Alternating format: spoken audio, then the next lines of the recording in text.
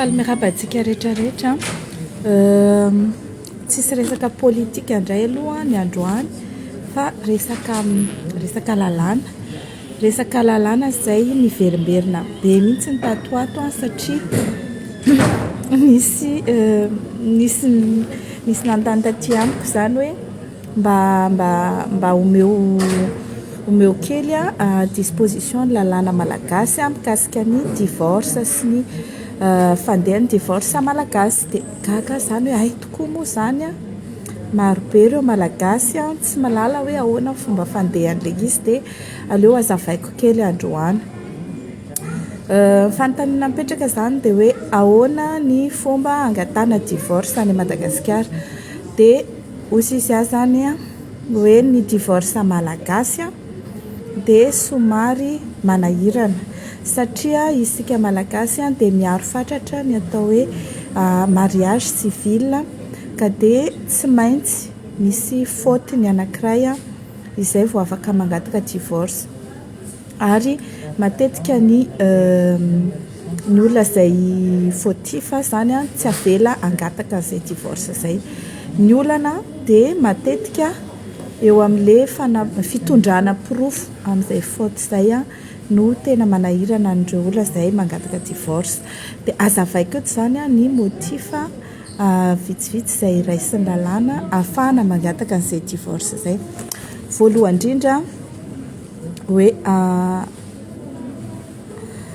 indrindra non assistance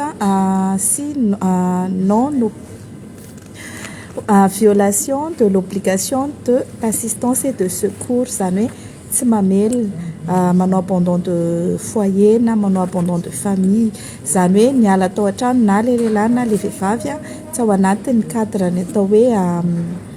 fisitahana le vehivavy na hoe tsy mamelona tsony le lehilahy na le vehivavy zay zany ny atao hoe non assistance et de secours na hoe marary ny anankiray de avelan'ny le vadiny eo ny faharoa dia ny adultère io koa zany de ahafahana mangataka divorce fa mila provena manaprofo an'io sarotra be mihitsy tsy vita ny SMS sy ny appel sy ny aveu fa satria raha ny teny zany le anankiray hoe ie marina tokoa zany fa rehefa tonga eny fitsarana laviny indray iny ka tsisy profo hafa de sahirana le vady mangataka divorce faharoa constat d'huissier ihany no eken'ny fitsarana ou preuve d'adultère akoatran'izay mety misy profo hafa azo entina toy ny hoe reconnaissance d'enfant na hoe efa mipetraka any an-trano le anankiray le vady ao an-trano de iny zany no constatena za hoe mety misy fomba hafa zany i-constate misy an'iny ary misy koa ny motif pour violence conjugale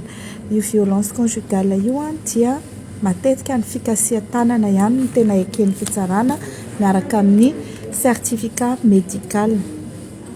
zany hoe eo amin'ny fotoana isin'le fikasia-tanana iny zany de mila manantona mpitsabo eny amin'ny hôpitaly na eny amin'ny dokotera-mpanjakana ilay anankiray voakasi-tanana maka certificat médical de mitsabo tena de mametraka fitoriana any aoriana iny afaka anaovany demande na divorce fa tsy tokony hoe miandry ela be ary rehefa miverimberina koa le izy de lasa hoe violence conjugale répétitive ny motif fahaefatra dia ny condamnation à une peine afflictive et infamante ohatra zany hoe voasazy teny amin'ny cour criminelle na voasazy gadra amina affaire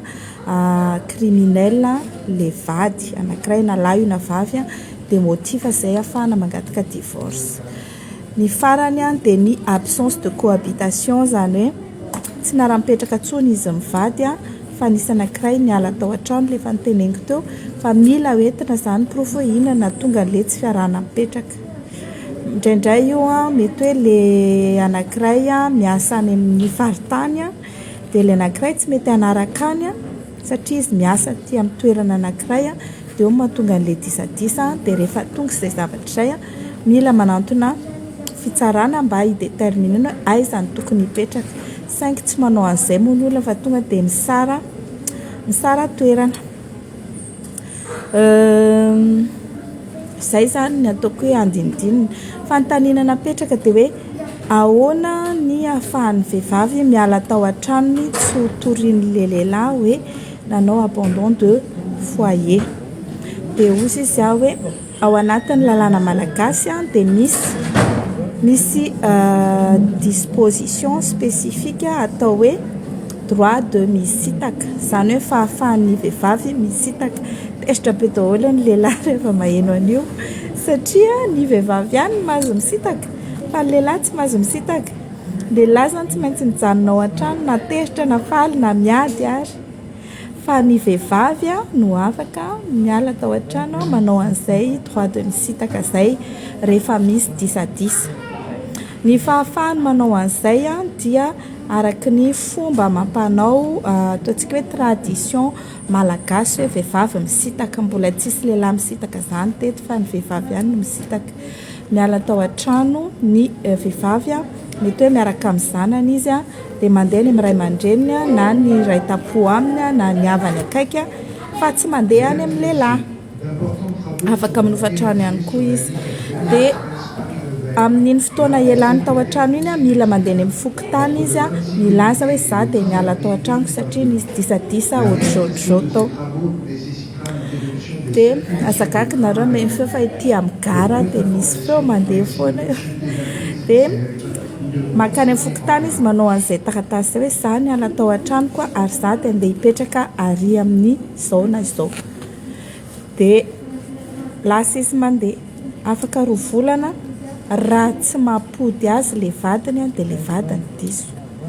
raha mampody kosa le vady dia araka amin'ny fomba malagasy ny tokony anao fa ny fampodiana miaraka amin'ny ray aman-dreny miaraka amin'ny fianakaviana dia miezaka mampody an'ilay ramatoa fa raha tsy mety mody ilay ramatoa noho ny antony isan-karazany mety hoe tsy fantatro izany mety hoe tsy mahatokontsony izy na hoe tsy mety izy dia afaka didy ilay rangahy afaka mangataka divorce any an-dany sy ny ankilany fa raha tsy manao an'izay fampodiana izay ilay rangahy dia izy no diso tsy nanao an'ilay fampodiana ka nahatonga an'ilay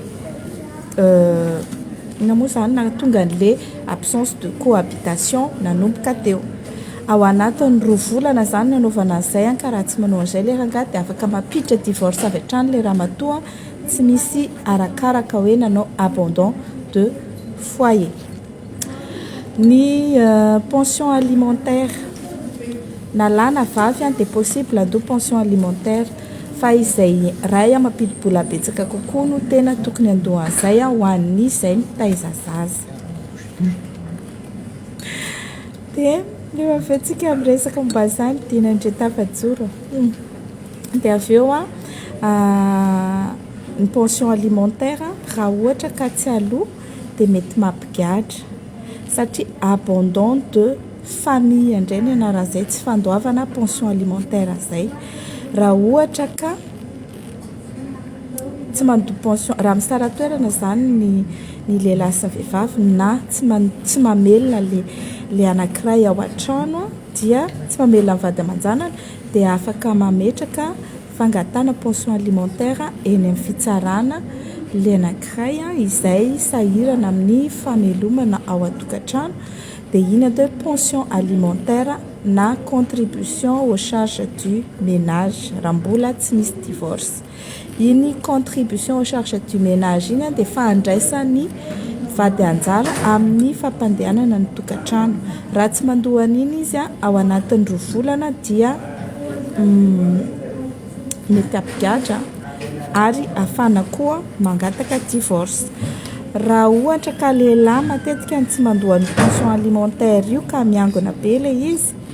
dia rehefa tsy mandoha izy ao anatin'ny roa volana consécutif dia afaka mitorany amin'ny polisy ilay vehivavy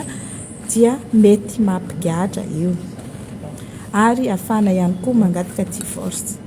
zay ngambany no afaka resako momba ny pension alimentaire ny abandon de foyer abandon de famille Mikasika ny adultère somary compliqué kokoa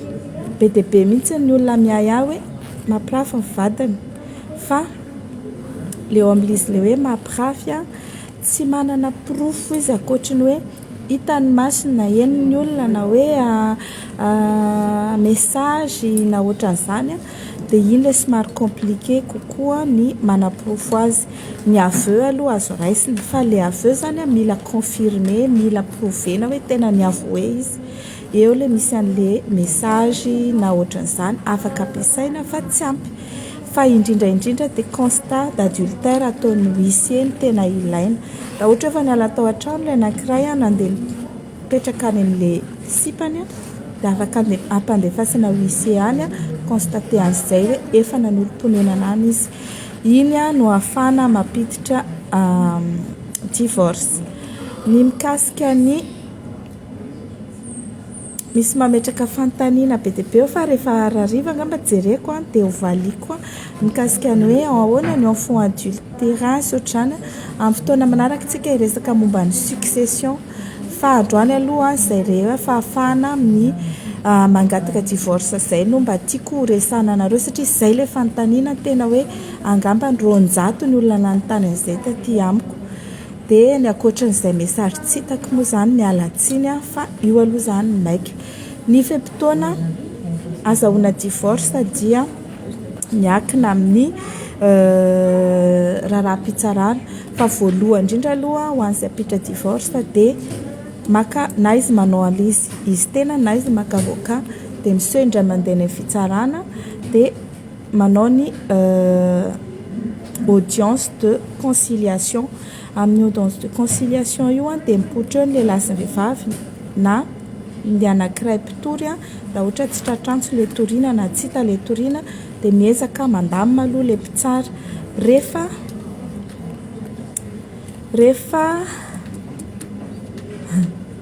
rehefa ohatra ka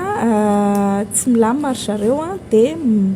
mamoaka ordonnance de non conciliation na ONC ilay mpitsara dia mametraka hoe aiza ny ankizy ohatrina pension alimentaire omena lalana ny mpivady hisara toerana hisara trano ordonne ino moa zany autorise la résidence séparée. Eo zany dia audience manaraka an'iny manao échange de conclusion dia mandeha samy mametraka ny conclusion ny andany sy ny ankilany dia avy eo mivoaka ny didy. Mbola afaka manao appel ny anankiray izay tsy afa-po amin'ny didy dia mbola afaka manao cassation koa ny aoriana en sachant que tiako fanontany anankiray ny appel ny atao deuxième degré de juridiction rehefa tsy afa-po tamin'ilay première instance ianao afaka manao appel fa eo amin'ilay cassation ny fomba ny tsarana n'ilay voalohany sy ilay faharoa no jerevan'ny cour de cassation fa tsy hoe mety hiova ilay didy raha amin'ny cassation. Misy olona zany tsy nahazo divorce izy tamin'ny voalohany sy tamin'ny faharoa dia mieritreritra izy hanao cassation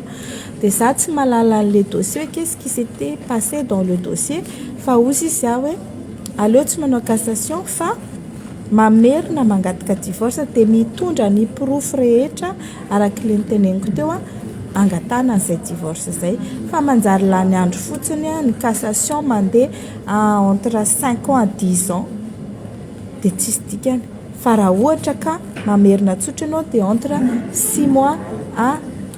2 ans de divorce arakaraky ny fahainganan'ny fitsarana sy ny diligence ataon'ny avocat. Ny atao hoe diligence moa zany dia ilay avocat no manao izay enrôlena ny dossier-nao faran'izay haingana sy tsy mitrainina an'ilay dossier mangataka renvoi foana. Izay momba an'iny dia ina koa raha ohatra mijery kely an'ilay fanontanianareo eto hoe afrina manao divorce izay zany ilay izy. Ny divorce tompoko tsy mandoa vola lafo be fa consignation na provision ny aloha eo amin'ny raha tsy diso entre 150 à 200 000 ariary no aloha any amin'ny greffier en chef ao amin'ny greffe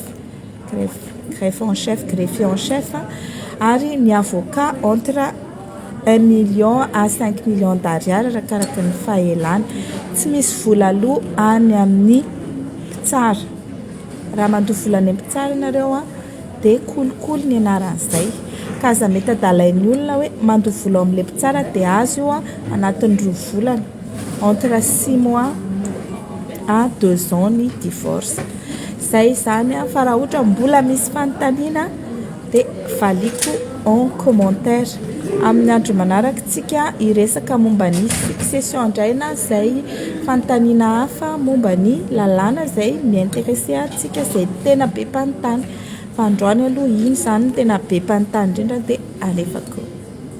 zay fa mandra-piona indray aloha fa sao dia taratrain eto non mbola misy 30 minutes ka zay fa dia mandra-piona fa dia misaotra betsaka atsika rehetrarehetra